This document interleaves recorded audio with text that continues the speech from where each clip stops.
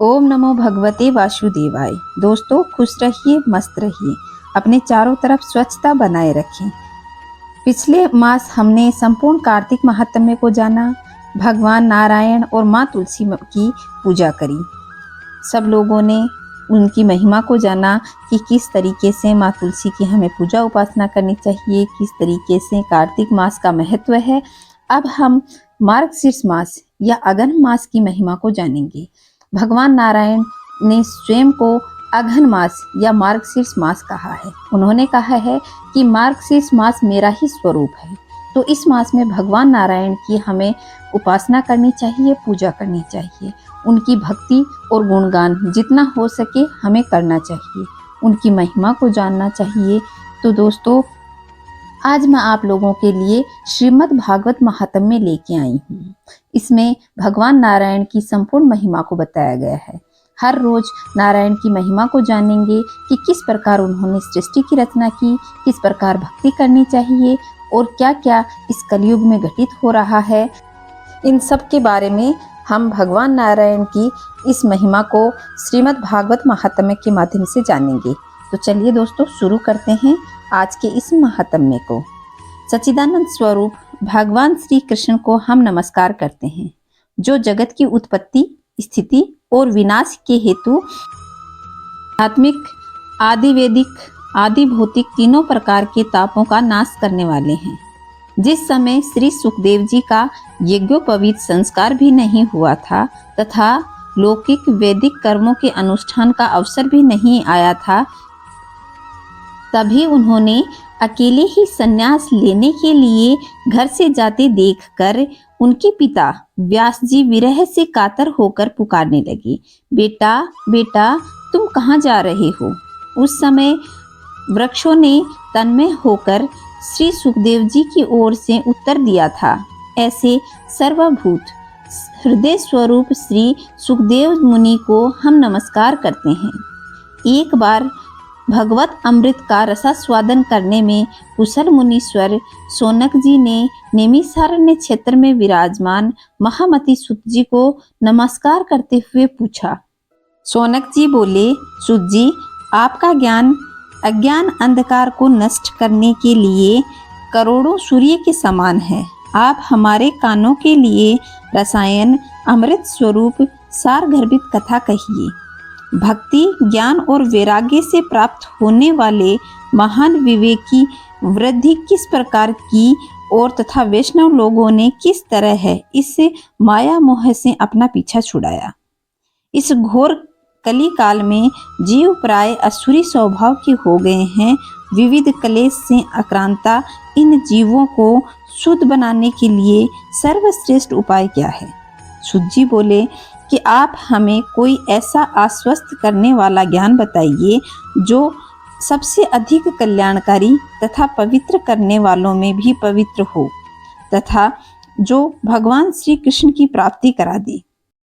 चिंतामणि केवल लौकिक सुख दे सकती है और कल्प वृक्ष अधिक से अधिक स्वर्गीय संपत्ति दे सकता है, किंतु गुरु जब प्रसन्न होते हैं तो भगवान का योगी दुर्लभ नित्य वैकुंठ धाम दे सकते हैं। सुत जी ने कहा, शौनक जी, तुम्हारे हृदय में भगवान का प्रेम है, इसलिए मैं विचार कर तुम्हें संपूर्ण सिद्धांतों का निष्कर्ष सुनाता हूँ, जो जन्म मृत्यु के भय का नाश कर देता है, जो भक्ति के प्रवाह को बढ़ाता है और भगवान श्री कृष्ण की प्रसन्नता का प्रधान कारण है। मैं तुम्हें वह साधन बताता हूँ, उसे सावधान होकर के सुनो। श्री सुखदेव जी ने कलयुग में जीवों के काल रूपी सर्प के मुख का ग्रास होने के त्रास का अत्यधिक नाश करने के लिए श्रीमद् भागवत शास्त्र का प्रवचन किया था। मन की शुद्धि के लिए इससे बढ़कर कोई भी साधन नहीं है। जब मनुष्य के जन्म जन्मांतर का पुण्य उदय होता है, तभी उसे इस श्रीमद् भागवत शास्त्र की प्राप्ति होती है। जब सुखदेव जी राजा परीक्षित को यह कथा सुनाने के लिए सभा में विराजमान हुए, तब देवता लोग उनके पास में अमृत कलश लेकर आए। देवता अपना काम बनाने में बड़े कुशल होते हैं। अतः यहाँ भी सबने सुखदेव जी को नमस्कार करके कहा, आप यह अमृत लेकर के बदले में हमें कथा अमृत का दान दे दीजिए। इस प्रकार राजा परीक्षित अमृत का पान करे और हम सब श्रीमद् भागवत रूप अमृत का पान करेंगे। इस संसार में कहाँ कांच और कहाँ महामूल्य मणि तथा कहाँ सुधा और कहाँ कथा। श्री सुखदेव जी ने उस समय देवताओं की हंसी उड़ा दी। उन्हें भक्ति शून्य जानकर अमृत कथा का दान नहीं किया। इस प्रकार यह श्रीमद् भागवत की कथा देवताओं को भी दुर्लभ है। पूर्व काल में श्रीमद् भागवत के श्रवण से श्री राजा परीक्षित मुक्ति देख करके ब्रह्मा जी भी बड़े आश्चर्यचकित हुए। उन्होंने सत्यलोक में तराजू को बांध करके सब साधनों से तोला। अन्य सब साधन तोल में हल्के पड़ गए और महत्व के कारण श्रीमद् भागवत सबसे भारी रहा। यह देखकर सभी ऋषियों को भी बड़ा विस्मय हुआ। उन्होंने कलयुग में इस भगवत रूप भागवत शास्त्र को पढ़ने और सुनने से तत्काल मोक्ष होने का निश्चय किया। सप्ताह विधि से श्रवण करने से यह निश्चय ही भक्ति प्रदान करता है। पूर्व काल में इसे दयापरायण होकर के सनक आदि ऋषि ने नारद जी को सुनाया था। यद्यपि देव ऋषि पहले ब्रह्मा जी के मुख से इसे सुन चुके हैं, तथापि सप्ताह श्रवण विधि से इन्हें सनकादि ऋषियों से भी सुना। शौनक जी ने कहा कि सांसारिक प्रपंच से मुक्त एवं विचारणशील नारद जी का सनक आदि के साथ संयोग कहाँ हुआ और विधि विधान से श्रवण किस प्रति से हुआ, यह सब सुनाइए। सूत जी ने कहा, अब मैं तुम्हें वह भक्तिपूर्ण कथानक कहता हूँ जो श्री सुखदेव जी ने मुझे अपना अनन्य शिष्य जानकर एकांत में सुनाया था। एक दिन विशालपुरी में वे चारों निर्मल ऋषि सत्संग के लिए गए। उन्होंने नारद जी को देखा। सनक आदि ने पूछा कि ब्राह्मण, आपका मुख उदास क्यों है? आप तो चिंतातुर कैसे हैं? इतनी जल्दी जल्दी आप कहाँ जा रहे हैं और आपका आगमन कहाँ से हो रहा है? इस समय तो आप उस पुरुष के समान आकुल जान पड़ते हैं जिनका सारा धन लुट गया हो। आप जैसे आसक्ति रहित पुरुषों के लिए यह उचित नहीं है, इसका कारण बताइए। नारद जी ने कहा कि मैं सर्वोत्तम लोक समझ करके पृथ्वी पर आया था। यहाँ पुष्कर, प्रयाग, काशी, गोदावरी, हरिद्वार, कुरुक्षेत्र, श्रीरंग और सेतुबंध आदि कई तीर्थ स्थलों में इधर उधर विचरता रहा। मुझे कहीं भी शांति और संतोष की प्राप्ति नहीं हुई। इस समय अधर्म के सहायक कलयुग ने सारी पृथ्वी को पीड़ित कर रखा है। अब यहाँ सत्य, तप, सोच, बाहर भीतर की पवित्रता, सोच को कहा जाता है, दया, दान आदि कुछ भी नहीं है। बेचारे जीव केवल अपना पेट पालने में लगे हुए हैं। वे असत्यभाषी, आलसी, मंदबुद्धि, भाग्यहीन, उपद्रवग्रस्त हो गए हैं। जो साधु संत कहे जाते हैं वे पूरे पाखंडी हो गए हैं। देखने में तो वे विरक्त हैं, किंतु स्त्री धन आदि सभी का परिग्रह करते हैं। घरों में स्त्रियों का राज्य है। साले सलाहकार बन गए हैं। लोभ से लोग कन्या का विक्रय करते हैं और स्त्री पुरुष में कलह मचा रहता है। महात्माओं की आश्रम, तीर्थ और नदियों पर यवनों का अधिकार हो गया है। उन दुष्टों ने बहुत से देवालयों को नष्ट कर दिया है। इस समय यहाँ न तो कोई योगी है, न सिद्ध है, न ज्ञानी है और न ही सत्कर्म करने वाला है। सारे साधन इस समय कलयुग दानव ने जलाकर भस्म कर दिए हैं। इस कलयुग में सभी देशवासी बाजारों में अन्न बेचने लगे हैं। ब्राह्मण लोग पैसा लेकर के वेद पढ़ते हैं और स्त्रियां वेश्यावृत्ति से निर्वाहन करने लगी हैं। इस तरह कलयुग के दोष देखता और पृथ्वी पर विचरता हुआ मैं यमुना जी के तट पर पहुंचा, जहां भगवान श्री कृष्ण ने अनेक लीलाएं की थी। मुनिवरों सुनिए, वहां मैंने एक बड़ा आश्चर्य देखा। वहां एक युवती स्त्री खिन्न मन से बैठी हुई थी। उसके पास दो वृद्ध पुरुष अचेत अवस्था में पड़े जोर जोर से सांस ले रहे थे। वह तरुणी स्त्री उनकी सेवा करती हुई कभी उन्हें चेत कराने का प्रयत्न करती तो कभी उनके आगे रोने लगती। वह अपने शरीर के रक्षक परमात्मा को दसों दिशाओं में देख रही थी। उनके चारों ओर सैकड़ों स्त्रियां पंखा लेकर झल रही थी और बार बार समझाती जाती थी। दूसरे यह सब चरित्र देखकर मैं कुतूहलवश उनके पास चला गया। मुझे देखकर वह युवती खड़ी होकर बड़ी व्याकुलता से कहने लगी। युवती ने कहा, अजय महात्मा जी, क्षण भर ठहर जाइए और मेरी चिंता को नष्ट कर दीजिए। आपका दर्शन तो संसार के सभी पापों को सर्वथा नष्ट करने वाला है। आपके वचनों से मेरे दुख भी बहुत कुछ शांत हो जाएंगे। मनुष्य का जब बड़ा भाग्य होता है तभी आपके दर्शन हुआ करते हैं। नारद जी कहते हैं, तब मैंने उस स्त्री से पूछा, देवी तुम कौन हो? ये दोनों पुरुष तुम्हारे क्या लगते हैं और तुम्हारे पास ये कमल नयनी देवियां कौन हैं? तुम हमें विस्तार से अपने दुख का कारण बताओ। युवती ने कहा, मेरा नाम भक्ति है। ये ज्ञान और वैराग्य नामक मेरे पुत्र हैं। समय के फेर से ये ऐसे जर्जर हो गए हैं। ये देवियां गंगा जी आदि सभी नदियां हैं। ये सब मेरी सेवा करने के लिए आई हैं। इस प्रकार साक्षात देवियों के द्वारा सेवित होने पर भी मुझे सुख शांति नहीं है। तपोधन, आप ध्यान देकर मेरा वृतांत सुनिए। मेरी कथा वैसे तो प्रसिद्ध है, फिर भी उसे सुनकर आप मुझे शांति प्रदान करें।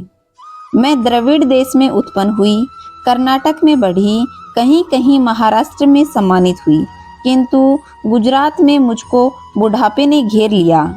वहाँ घोर कलयुग के प्रभाव से पाखंडियों ने मुझे अंग भंग कर दिया। चिरकाल तक यह अवस्था रहने के कारण मैं अपने पुत्रों के साथ दुर्बल और निस्तेज हो गई।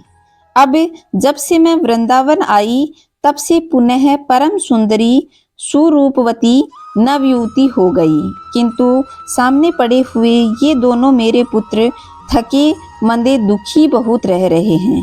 अब मैं यह स्थान छोड़कर अन्यत्र जाना चाहती हूँ। ये दोनों बूढ़े हो गए हैं, इसी दुख से मैं दुखी हूँ। मैं तरुणी क्यों और ये दोनों मेरे पुत्र बूढ़े क्यों?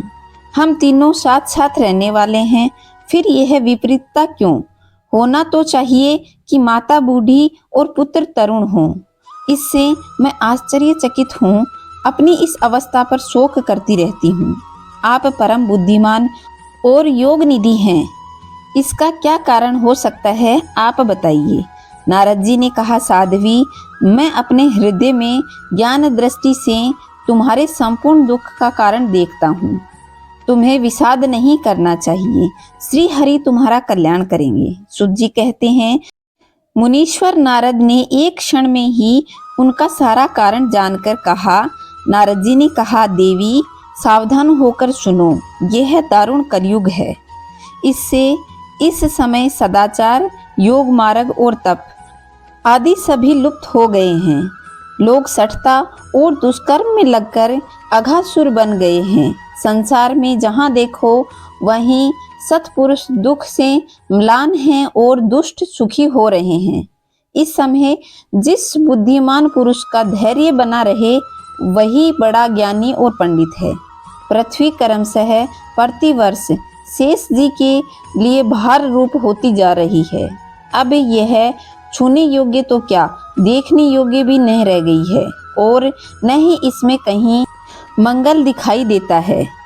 अब किसी को पुत्रों के साथ तुम्हारा दर्शन भी नहीं होता। विषय अनुराग के कारण अंधे बने हुए जीवों से उपेक्षित होकर तुम जर्जर हो गई हो। वृंदावन के संयोग से तुम फिर नवीन और तरुणी हो गई हो। अतः यह वृंदावन धाम धन्य है, जहाँ भक्ति सर्वत्र नृत्य कर रही है। परंतु तुम्हारे इन पुत्रों का यहाँ कोई ग्राहक नहीं है, इसलिए इनका बुढ़ापा नहीं छूट रहा है। यहाँ इनको कुछ आत्म सुख की प्राप्ति होने के कारण ये सोते से जान पड़ रहे हैं। भक्ति ने कहा, राजा परीक्षित ने इस पापी कलयुग को क्यों रहने दिया? इसके आते ही सब वस्तुओं का सार न जाने कहाँ चला गया। करुणा में श्री हरि भी यह अधर्म कैसे देख सकते हैं? उन्हें मेरा यह संदेह दूर कीजिए। आपके वचनों से मुझे बड़ी शांति मिल रही है। नारद जी ने कहा, बाले, तुम बहुत ही अच्छा प्रश्न पूछ रही हो, तो प्रेम से सुनो। कल्याणी, मैं तुम्हें सब बताऊंगा और तुम्हारा दुख दूर हो जाएगा। जिस दिन भगवान श्री कृष्ण इस भूलोक को छोड़कर अपने परम धाम पधारे, उसी दिन यहाँ संपूर्ण साधनों में बाधा डालने वाला कलयुग आ गया।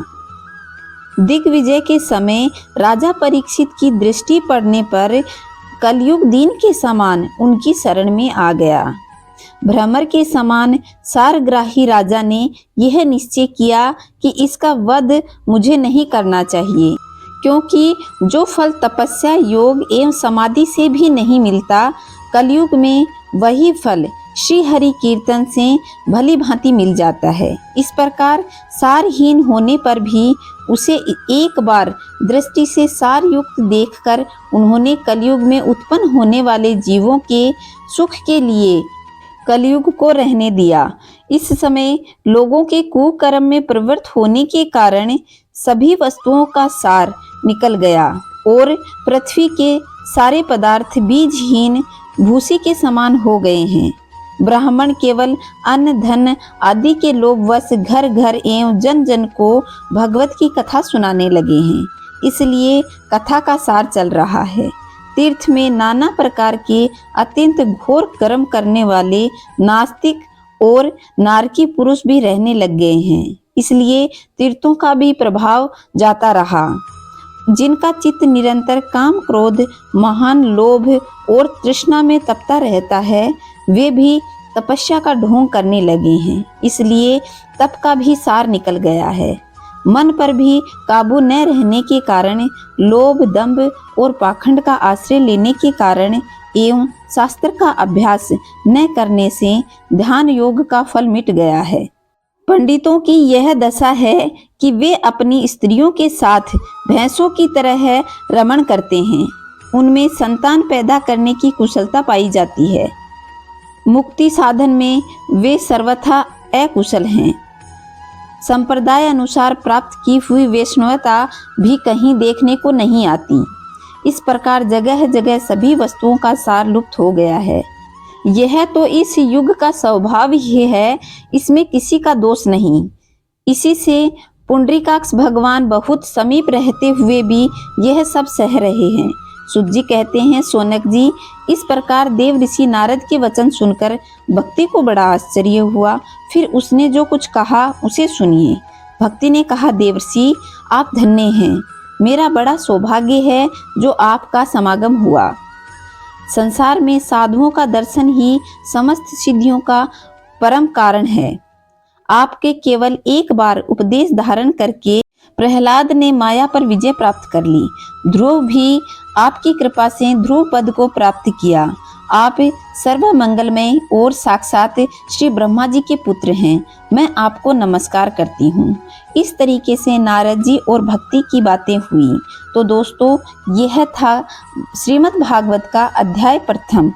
आगे का अध्याय की महिमा हम अगली वीडियो में जानेंगे। तब तक खुश रहिए, मस्त रहिए। अगर आपने चैनल को सब्सक्राइब नहीं किया तो चैनल को सब्सक्राइब करके कमेंट में जय श्री नारायण अवश्य लिखिएगा। जय श्री नारायण दोस्तों।